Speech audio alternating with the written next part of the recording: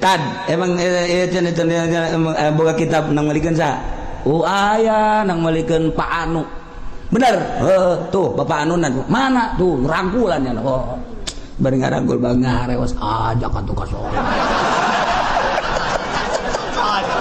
Jadi kumaha tuh usul lain mah pokokna mah ieu ustad bisa baca Quran bisa baca kitab pan kitab nanti Bapak bejakeun ka Gusti Allah eta kitab nang ti Bapak gitu bejakeun ka ditu di cek ustad tuh bisa gitu bejakeun ka malaikat ya beja malaikat bebeja Gusti jai aya nu ngotot bae pengusaha ieu hayang milu ka sorganya na emang nya boga amal naon amalna mah teu pati bagus ngan meulikeun kitab eta sabab wasilah santri bisa ngaji ku sebab dibelikeun ku nyana jeung sok dibiayaan ku nyana aduh cak Gusti Allah geus sok ka sorgakeun Bapak je lamun urang neuleuh ka dinya tah emang kumaha gitu eta nu ngabiayaan sarana agama mah kos kitu